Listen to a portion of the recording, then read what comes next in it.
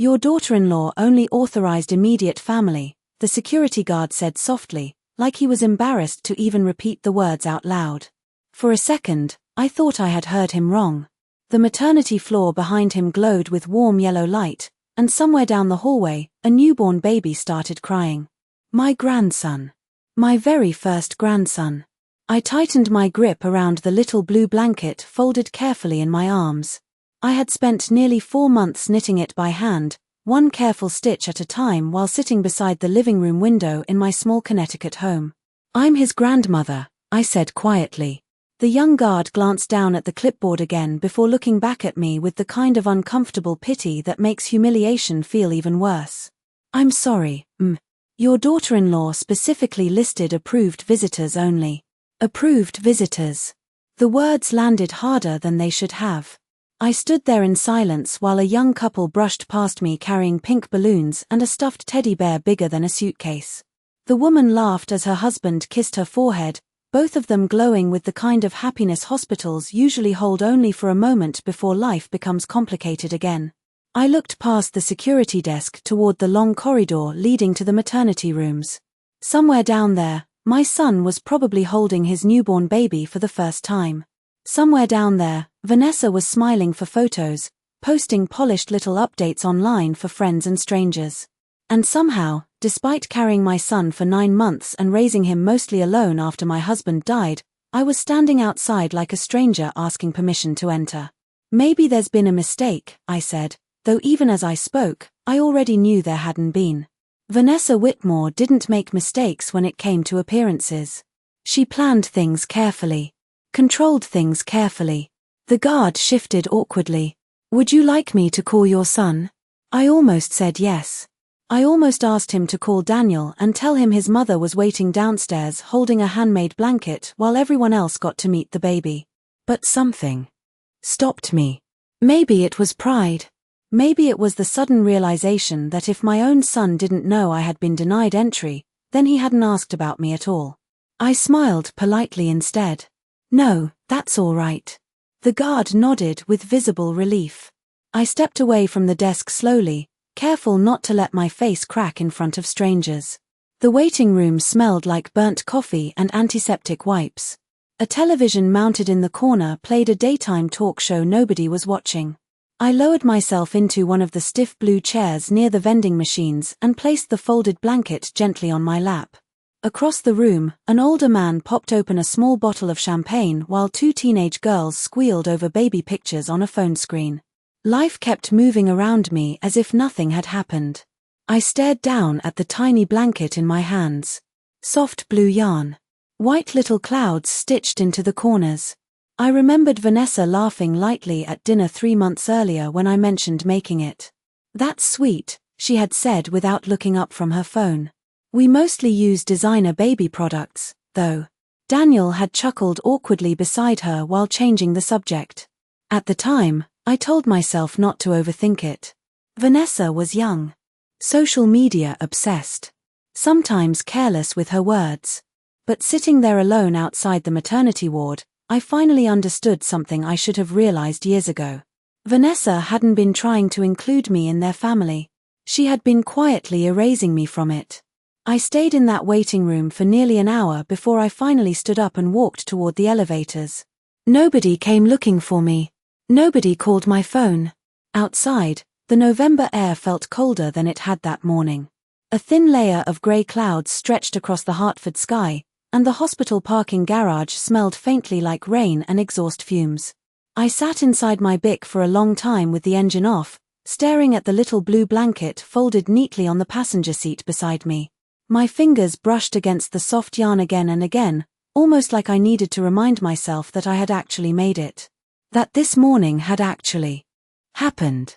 Across the parking lot, a young man hurried toward the entrance carrying a bouquet of sunflowers. He looked nervous and excited all at once. I remembered Daniel looking like that once. 37 years earlier, he had stood beside my hospital bed holding a paper cup of coffee with both hands because he was terrified he would spill it on somebody. My husband Richard had laughed quietly beside him while adjusting the tiny baseball cap they had placed on our son's head. Back then, everything felt simple. Family felt permanent. I drove home slowly through streets lined with bare maple trees and early Christmas decorations hanging from old brick storefronts. The radio played softly, but I barely heard it. My mind kept replaying small moments I had ignored over the years. Vanessa repositioning me to the edge of family photos during Thanksgiving. Vanessa creating separate group chats that somehow never included me.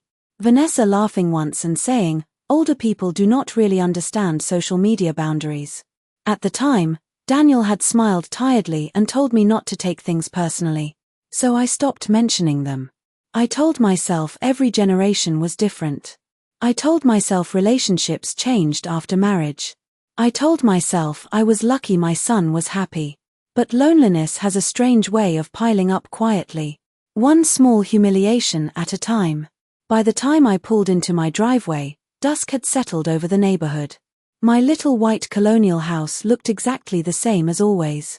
The porch light glowed warmly beside the front door. The wind chime Richard bought during our trip to Maine swayed gently in the cold breeze. For a moment, I just sat there gripping the steering wheel. Then my phone buzzed.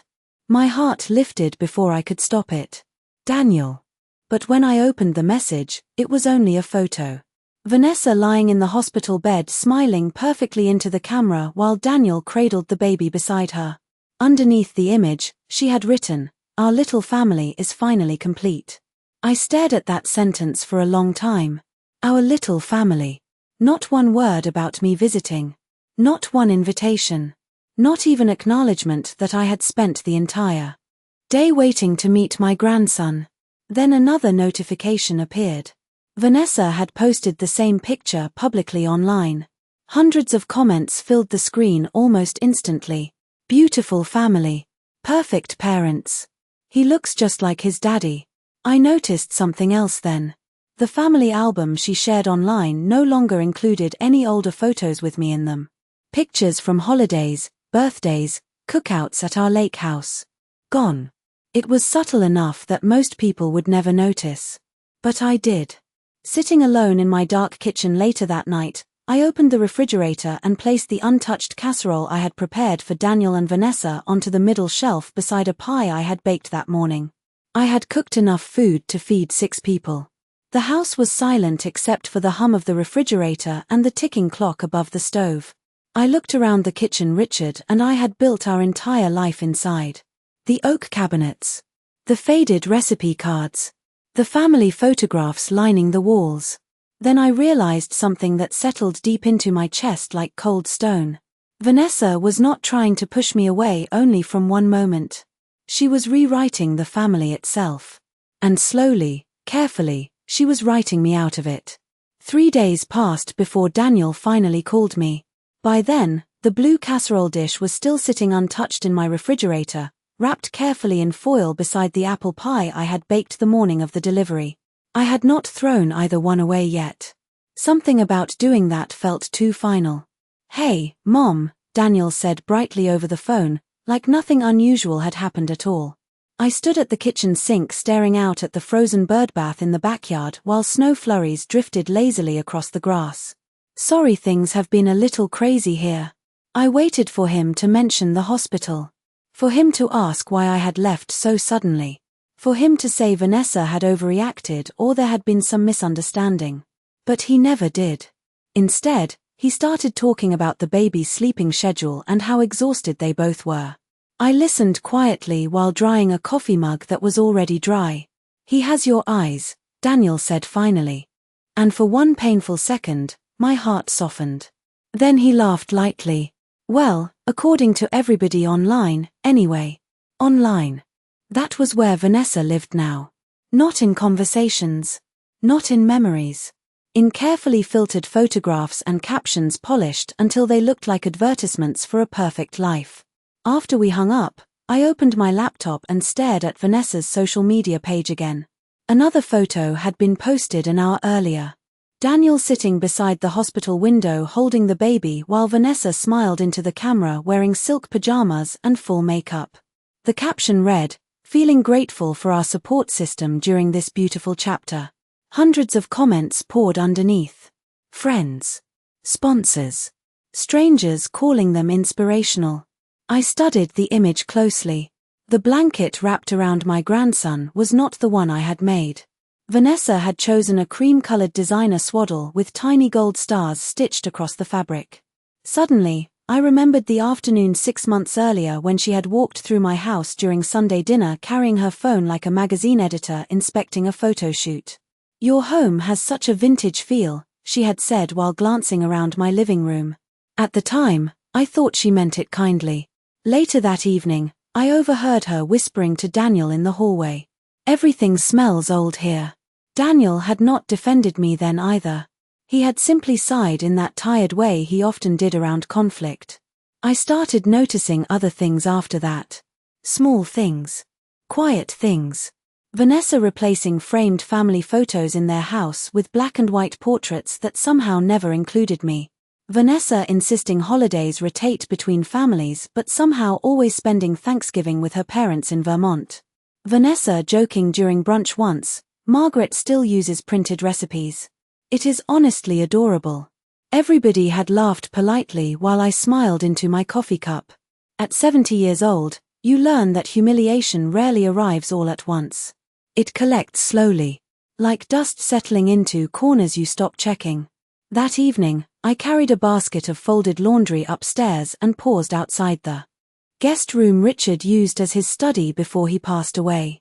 I had not changed much inside. His reading glasses still rested beside an old legal pad on the desk. His navy cardigan still hung behind the door. Sometimes the room still smelled faintly like cedarwood after rainstorms. I sat carefully in his leather chair and looked around the quiet room. Richard had always noticed things I ignored. People reveal themselves in patterns, he used to tell me. Not moments. Back then, I thought he was talking about business clients from his law firm. Sitting there alone with snow tapping softly against the window, I realized he had been right about people in general. Vanessa had not suddenly decided to exclude me at the hospital. She had been building toward that moment for years. And somehow, I had spent all that time convincing myself I was imagining it. The first time I saw my grandson in person was 12 days after he was born.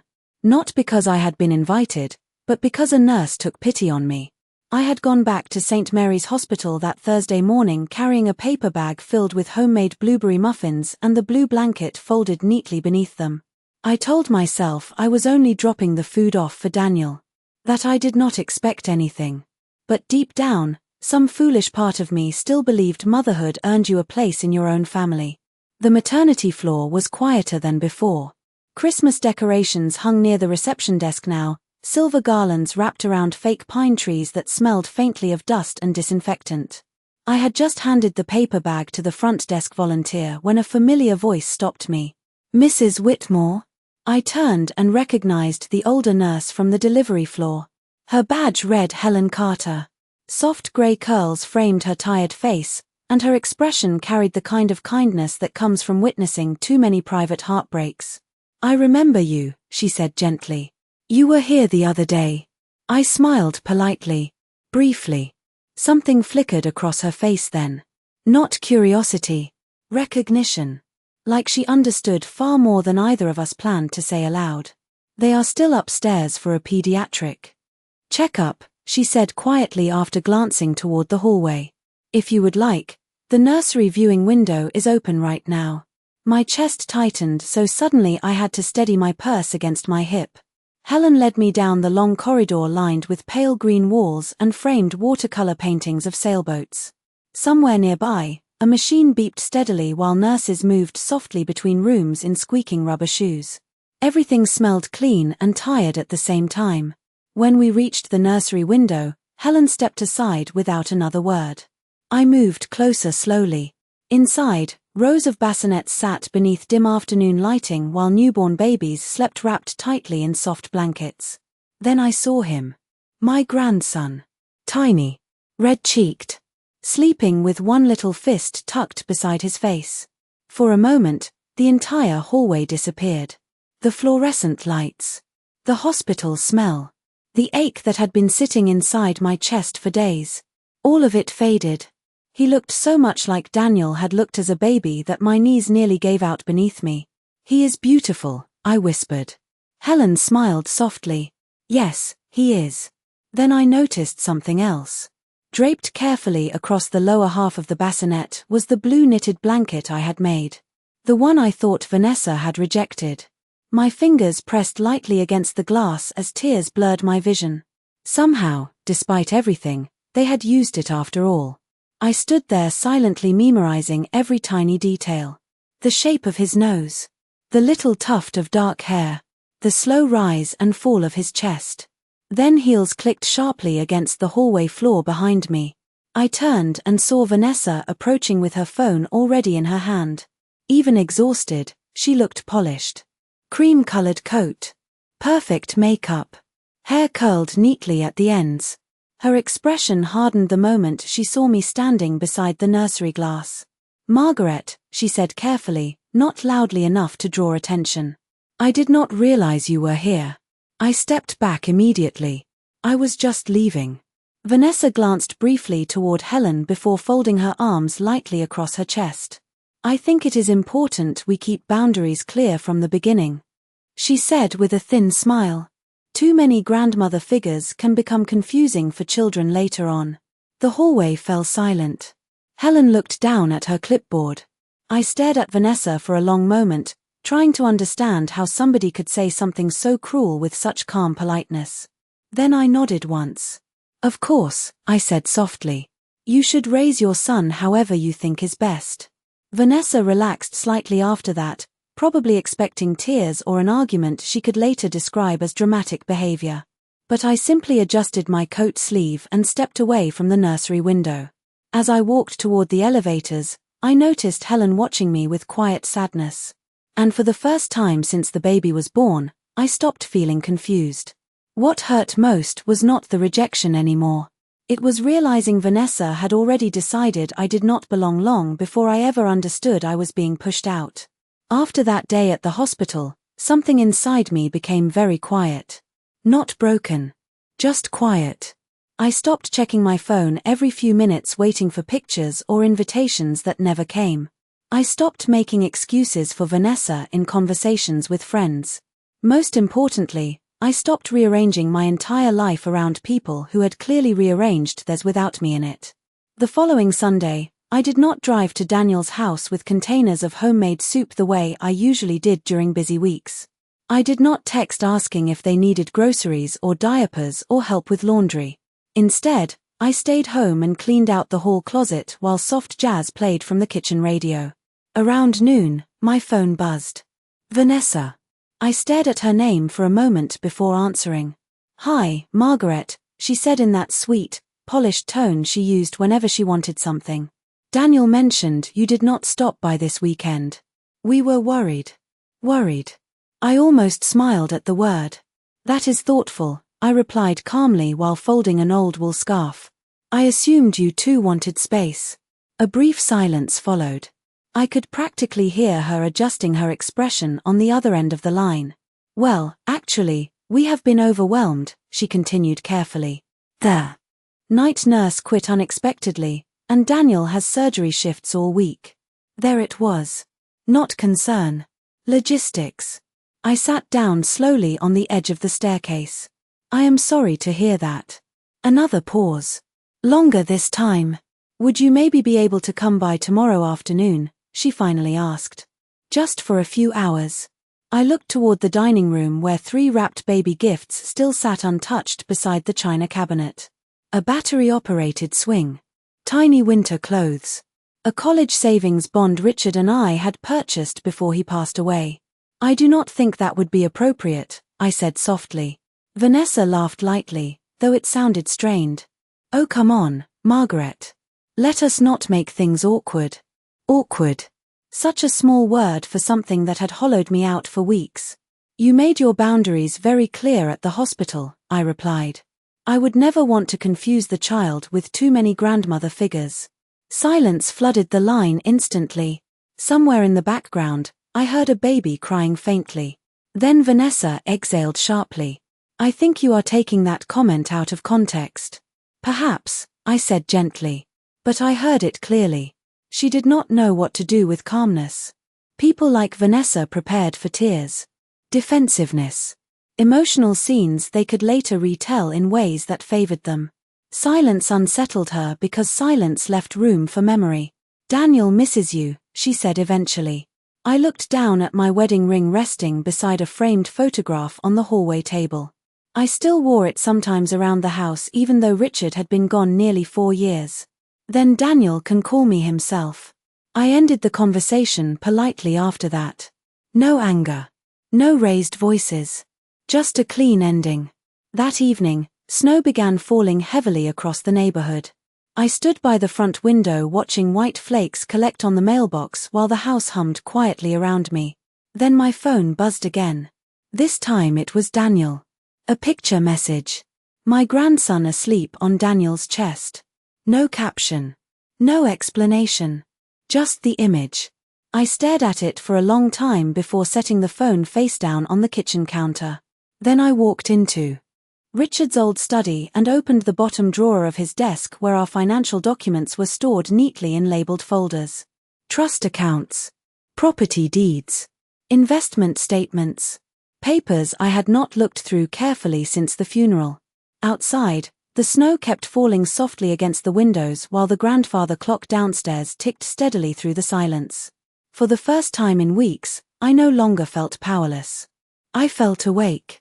The next morning, I drove to downtown Hartford before sunrise with a leather folder resting on the passenger seat beside me. Snow from the night before still covered the sidewalks in uneven white piles, and steam drifted up from the street grates while people hurried toward office buildings carrying paper coffee cups in gloved hands. Richard used to love mornings like that. He said cities looked most honest before the world fully woke up. I parked beside the old brick building where his law firm had operated for nearly 40 years. The gold lettering on the directory downstairs still carried our family name even though Richard had been gone for years now. Whitmore and Hale. Attorneys at law. Seeing it still sent a strange ache through me. Not grief exactly. Something quieter than grief. I took the elevator to the 6th floor and stepped into the reception area where soft classical music drifted through hidden speakers. The receptionist looked up immediately and smiled warmly. "Mrs. Whitmore. It is nice to see you again." I smiled back politely. "Thank you, Claire." A few minutes later, Richard's former business partner, Arthur Hale, appeared in the hallway holding 2 coffee cups. Arthur was 73 now, silver-haired and careful in his movements, but his eyes remained sharp behind thin wireframe glasses. "Margaret," he said softly. "You look tired." "I think I finally stopped lying to myself," I replied. Something about that answer made him study me quietly for a moment before leading me toward his office. Richard's old office still sat untouched across the hall. The door remained closed. Nobody else had wanted it after the funeral. Once inside Arthur's office, I placed the leather folder carefully on his desk. And opened it. Trust documents. Property records. Investment summaries. Arthur adjusted his glasses slowly while reviewing the papers. "These are substantial assets," he said after several minutes. "More than Daniel realizes, I suspect." I looked toward the snow-covered windows. Daniel never paid attention to financial matters. Richard handled everything. That was true. My son knew his father had done well over the years, but he had no idea how much of the estate remained under my control. The lake property in Vermont. The investment portfolio. The commercial building downtown. Most importantly, Richard's silent ownership shares in a growing network of private medical clinics across Connecticut. Daniel worked exhausting hospital hours while unknowingly receiving quarterly bonuses connected to investments he had never once asked about. Arthur folded his hands carefully. "What exactly would you like to change?" I thought about Vanessa standing outside the nursery with her polished smile and cold little comments disguised as boundaries. I thought about waiting rooms. Empty holidays. Family photos where I slowly disappeared inch by inch. "I do not want revenge," I said quietly. "I just do not want my grandson growing up believing love only matters when it is useful." Arthur nodded slowly, like he already understood far more than I needed to explain. For the next 2 hours, we reviewed everything carefully. New trust conditions. Education protections. Delayed inheritance structures. Safeguards that prevented direct parental control over certain assets until my grandson reached adulthood. Nothing dramatic. Nothing cruel. Just quiet adjustments. By noon, snow had started falling again outside the office windows. Arthur closed the final folder and looked at me over steepled fingers. "Richard always worried you gave people too much grace," he said gently. I smiled faintly at that. He used to say kindness without boundaries becomes permission. Arthur leaned back slowly. And what changed? I thought about the security guard at the hospital saying immediate family only. I thought about the way Vanessa had smiled while saying too many grandmother figures could become confusing. Then I looked down at the signed documents resting neatly in front of me. I finally realized they were not protecting their peace, I said softly. They were protecting their control. When I stepped back outside onto the snowy Hartford sidewalk later that afternoon, the wind cut sharply through my coat, but for the first time in months, I felt strangely steady. Not angry. Not bitter. Just clear. December arrived quietly after that. The kind of cold Connecticut December where daylight disappears before dinner and every neighborhood smells faintly like fireplaces and pine candles. I decorated my house alone that year. Slowly. Deliberately. The old glass ornaments Richard and I collected during our marriage still filled 3 dusty storage boxes in the attic. Red cardinals from Vermont. Tiny silver snowflakes from Boston. A handmade wooden angel Daniel painted in 2nd grade with uneven gold wings. I held that ornament for a long time before hanging it near the center of the tree. Some memories never stop belonging to you, even after people try to rewrite them. 2 weeks before Christmas, Vanessa posted professional family photos online. Matching cream sweaters. Their baby smiling beside a fireplace decorated with stockings and eucalyptus garlands. The caption read, "Starting our own traditions as a family." I noticed there were only 3 stockings hanging above the mantel. Daniel. Vanessa. The baby. I stared at the photo while sitting in my quiet living room beside a half-finished cup of tea gone cold hours earlier. Then I clicked my phone off and returned to wrapping presents I no longer planned to deliver. By then, I had already stopped contributing quietly to the little expenses Daniel and Vanessa never realized I handled behind the scenes. The monthly payment for the private newborn care consultant. The annual donation securing priority placement at a prestigious preschool near West Hartford. Even the property taxes on the lake house they used every summer had always been automatically drafted from one of my accounts.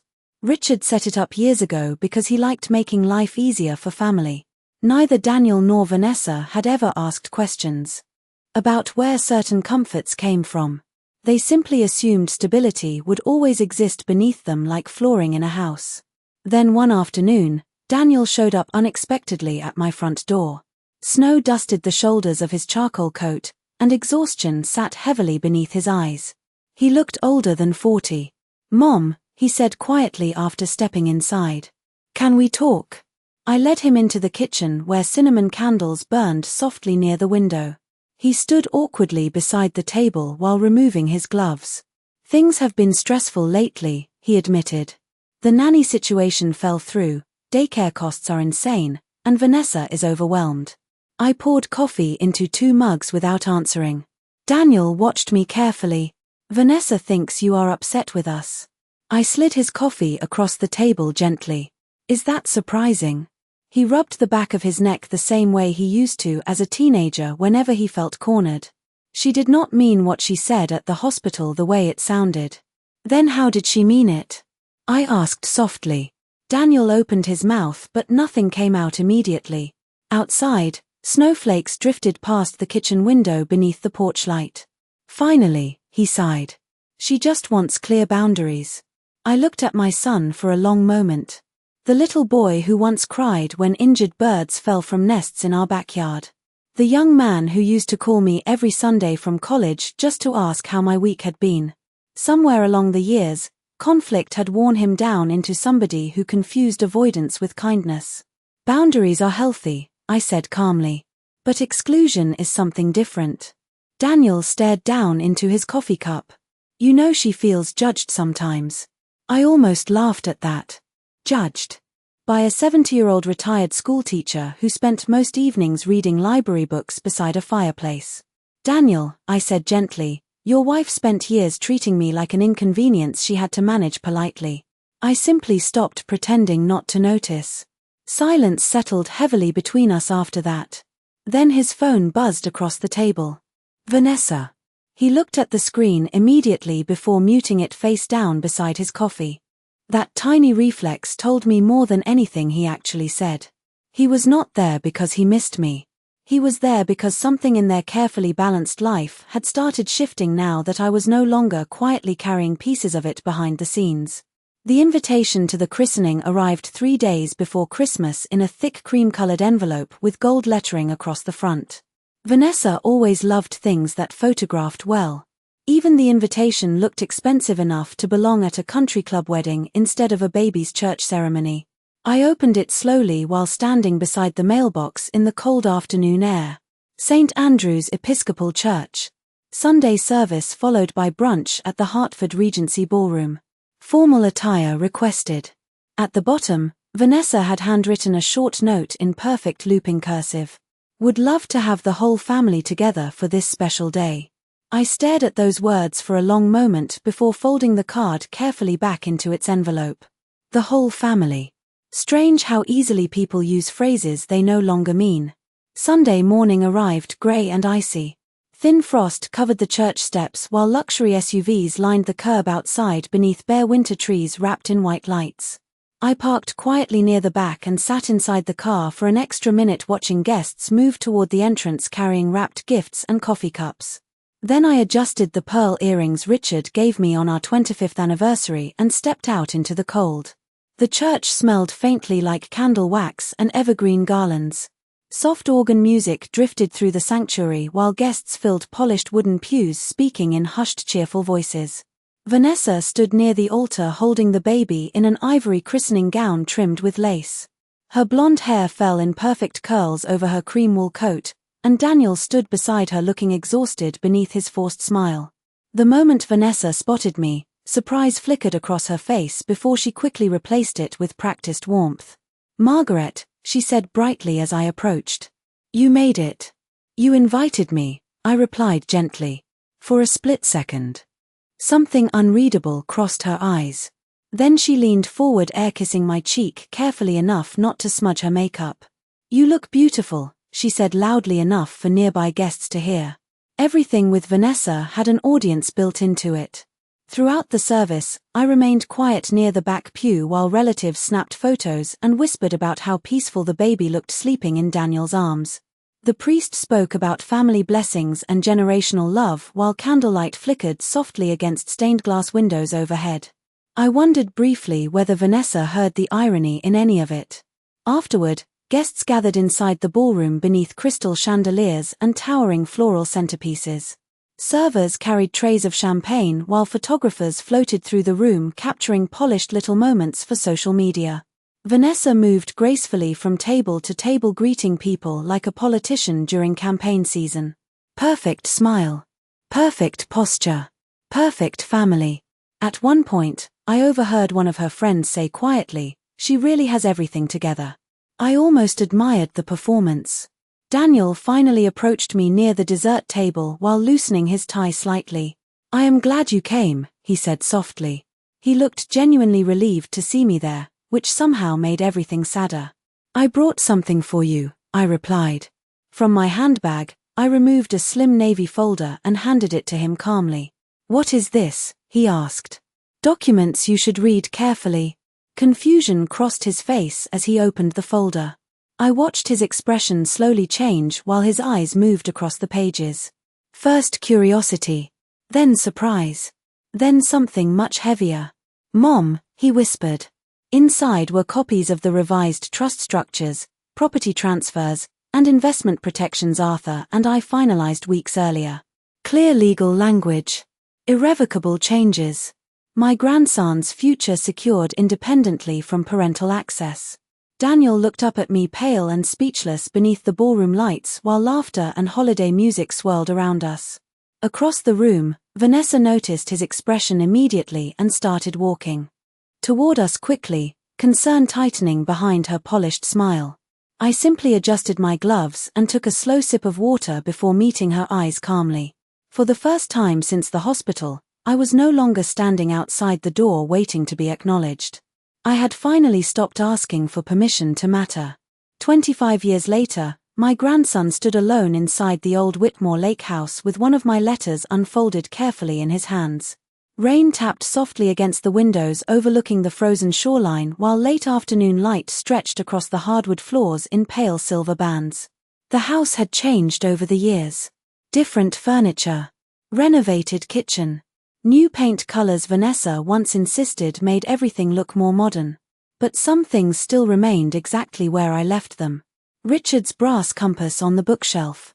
The old grandfather clock near the staircase. A faded photograph of Daniel at age 10 holding a fishing pole almost taller than he was. My grandson looked so much like his father at that age it nearly hurt to see.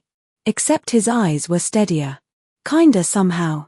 He sat slowly in the leather chair beside the fireplace and continued reading the letter I wrote years before my death. By then, he already knew about the trust. The properties. The educational accounts that quietly carried him through medical school without student loans crushing him the way they had crushed so many others his age. But this was the first time he was learning why those protections existed in the first place. The paper trembled slightly in his hands as he read my handwriting. "The day you were born, I learned something painful," the letter said. "Sometimes people decide who belongs long before they admit it aloud." Outside, wind moved through the pine trees surrounding the lake while the fireplace crackled softly nearby. Upstairs, faint footsteps crossed the hallway floor. Daniel. Older now. Gray at the temples. Slower in his movements. Grief had a way of softening people eventually. My grandson looked toward the staircase briefly before lowering his eyes back to the letter. Over the years, pieces of the truth had surfaced gradually. Inside the family. Not through screaming arguments or dramatic confessions. Through silence. Through distance. Through the realization that Vanessa's carefully curated version of family required constant management to survive. Daniel had figured it out slowly after the christening all those years ago. One lonely moment at a time. The missed holidays. The controlled conversations. The way every relationship in their life seemed to revolve around Vanessa's comfort while everybody else quietly adjusted themselves smaller around it. By the time my grandson reached high school, Daniel had started visiting me alone sometimes on Sunday mornings just to drink coffee in my kitchen again. No explanations. No apologies. Just long quiet conversations beside the window while snow fell outside exactly the way it had the winter everything changed. My grandson unfolded the final page carefully. "I do not regret protecting my peace," I had written. "But I regret how long I believed love had to beg for a seat at the table." His jaw tightened slightly as he read the last paragraph. "If you ever feel unwanted somewhere, do not spend your life trying harder to earn softness from people committed to misunderstanding you. The right people will never need to be convinced you belong." For a long moment, the room remained completely silent except for the ticking grandfather clock downstairs. Then Daniel appeared quietly in the doorway holding 2 mugs of coffee. His eyes drifted toward the letter in his son's hands before lowering with the kind of regret that comes only after years of finally understanding your own silence. "She loved you very much," Daniel said softly. My grandson nodded without speaking. Then he glanced once more toward the lake outside the rain-streaked windows. "I know," he replied quietly. And somewhere beneath the old house creaking gently against the winter wind, I think that was finally enough.